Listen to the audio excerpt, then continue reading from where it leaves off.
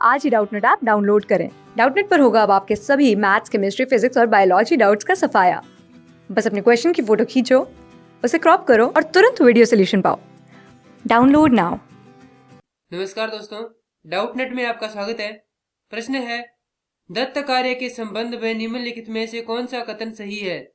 इस प्रश्न के लिए दिए गए विकल्प हैं। विकल्प 1, प्रतिदिन विविधता और अभ्यास करने के लिए कक्षा कार्य और फिर गृह कार्य के रूप में दत्त कार्य देने की आवश्यकता है। विकल्प 2 है, दत्त कार्य आंकलन का एकमात्र तरीका है। विकल्प 3 है, दत्त कार्य बच्चों को सूचना खोजने, अपने विचारों का निर्माण करने और उन्हें उच्चारित करने का अवसर प्रदान करता है। और विकल्प 4 है, दत्त कार्य अभिभावकों, भाइयों या बहनों द्वारा अपनी क्षमता के अनुसार किया जा सकता है।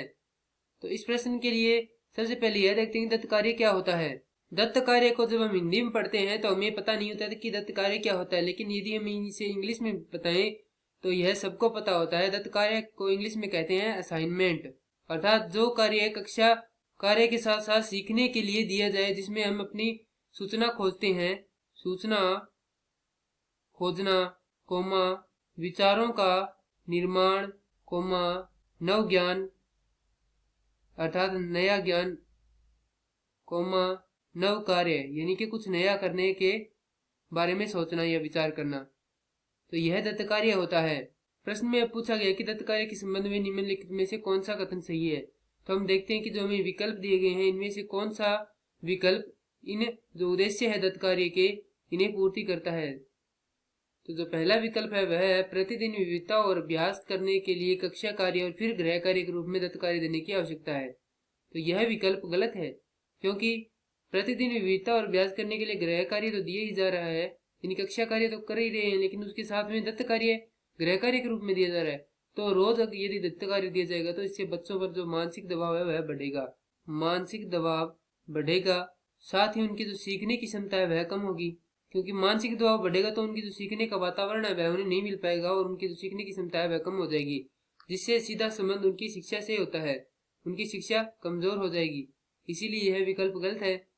दूसरा विकल्प है, दत्त कार्य आंकलन का एकमात्र तरीका है। तो यह विकल्प भी गलत है, क्योंकि दत्त कार्य ही एकमात्र बच्चे की जो क्षमता है उसके आंकलन का तरीका नहीं है। हम बच्चे की क्षमता का आंकलन का तरीका परीक्षा से भी लगा सकते हैं, कोमा मौखिक, कोमा मूल्यांकन इत्यादि से भी हम उसकी जो क्षमता है उसका आंकलन लगा सकते हैं।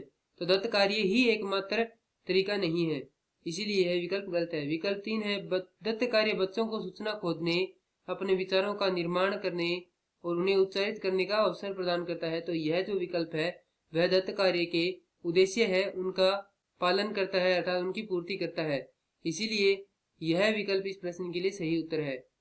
विकल्प 4 है, दत्त कार्य अभिभावकों, भाइयों या बहनों द्वारा अपनी क्षमता के अनुसार किया जाना चाहिए। तो यह विकल्प गलत है, क्योंकि दत्त कार्य बच्चों को दिया जाता है वह स्वयं करे। दत्त कार्य स्वयं के द्वारा किया जाना चाहिए। अतः विकल्प 4 भी गलत है, क्योंकि दत्त कार्य अभिभावकों, भाइयों या बहनों द्वारा नहीं किया जाना चाहिए। दत्त कार्य स्वयं बच्चे के द्वारा ही किया जाना चाहिए, क्योंकि दत्त कार्य बच्चे को सीखने के लिए दिया जाता है, उसमें कुछ नया सीखने को प्राप्त होता है। इसीलिए यह विकल्प भी गलत है। तो इस प्रश्न के लिए जो सही उत्तर है वह है विकल्प 3 या विकल्प सी। विकल्प सी, जो कि है, दत्त कार्य बच्चों को सूचना खोजने, अपने विचारों का निर्माण करने और उन्हें उच्चारित करने का अवसर प्रदान करता है। यही कथन दत्त कार्य के संबंध में सही है। Thank you. क्लास 6 से 12 से लेके नीट, IIT, JEE मेंस और एडवांस के लेवल तक 10 मिलियन से ज्यादा स्टूडेंट्स का भरोसा। आज ही डाउनलोड करें डाउटनेट ऐप या व्हाट्सएप कीजिए अपने डाउट्स 8400 400 400 पर।